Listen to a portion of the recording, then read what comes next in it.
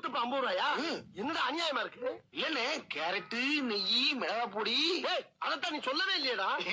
நான் சொல்லனாலும் நீங்க சொல்லுது மாஸ்டர் கேட்டிருக்குல்ல. எப்படி இங்க இருந்து அங்க கேட்க? டேபிளுக்கு அடியில மைக் வச்சிருக்கோம்ல. மைக்கா? யார்கிட்ட புழுகுற? எனக்கு ஊத்தப்ப வேணாம், போடா. கேன்சல்டா. கேன்சல் ஆன ஊத்தப்பத்துக்கு ஒரு 50 ரூபாய் சேர்த்து பில்ல போனே. அதான் ஊத்தப்ப டாப்ல இல்ல, அது கேக்குது 50 ரூபா. என்னடா கல்யாணி போய் ஹோட்டலா இருக்கு? நீ சொன்ன வேற இருக்குறா எனக்கு.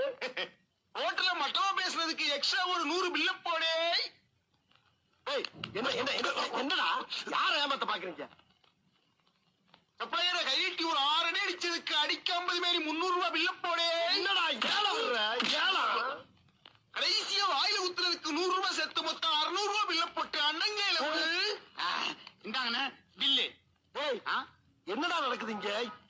என்ன நொன்னு எங்க வீட்டுல பொண்டாட்டி மாதிரி சரியா சமைச்சு போறாங்கன்னு நான் அண்ணன் தம்பி 2 பேரும் கோட்ல வச்சு சமைச்சு சாப்பிட்டு நிம்மதியா தூங்கிட்டு இருந்தோம். நீ வந்து தூக்கத்தை கடத்தாக்கி பில்லு போடாம என்ன பண்ணுவாங்களா? குடி பில்ல. அப்புறம் உள்ள வரப்ப வாங்க வாங்கன்னு கூப்பிட்ட வந்தவங்களை வரவேண்ண சொல்லுவாங்க. கரண்ட் பில்லு கட்ட காசு வேணும்ல, அதான் வாங்க வாங்க. என்ன ஹோட்டல் தானடா அது? என்ன ஹோட்டலாவா? நீ வெளியில படிச்சு பாக்கல?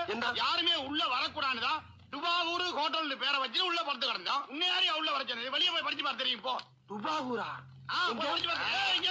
காசு 600 ரூபாய் கொடுத்துட்டு அப்புறம் போய் படிச்சு பார்த்து தெரியும். போ. காசை கொடுத்துட்டா? போலீஸ்ல கம்ப்ளைண்ட் கொடுத்துருண்டா. அதுக்கு முன்னால அவங்களுக்கு கொடுக்க வேண்டியெல்லாம் கொடுத்துட்டு தான் இருக்கோம். நீ முதல்ல காசை கொடு. கொடு முதல்ல. இத நீ வச்சுக்க. இந்த 600 ரூபாய் சரியா இருக்கா பாரு. என் பைக்குல கையை தெரிஞ்ச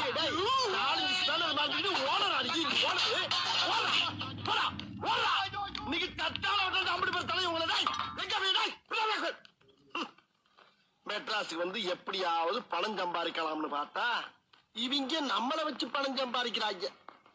என்னத்த கையில இருக்க காசெல்லாம் பறி கொடுத்துட்டு வெறும் 200 ரூபாயோட வரத்து கிடக்குறேன். இது சரிப்பட்டு வராது.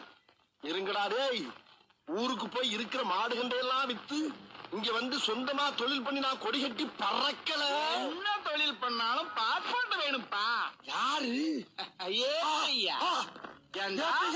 உனக்கு எவ்வளவு திமிரு இருந்தா உங்க நாட்டுல இருந்து எங்க நாட்டுக்கு வந்து பாஸ்போர்ட் இல்லாம படுத்து கிடப்பேன். படுத்து கிடக்கிறா எப்படி பாஸ்போர்ட் வச்சிருக்க முடியும்? நேற்று எங்க படுத்திருந்தேன்? நேத்து வடபழனி. வடபழனியா? அப்ப வடபழனி பாஸ்போர்ட். வடபழனிக்கு எதுக்கு பாஸ்போர்ட்? அது ஏரியாங்க. ஏரியாவையும் பிரிச்சாச்சு. ஏரியா பிரிச்சாச்சா? ஆமா.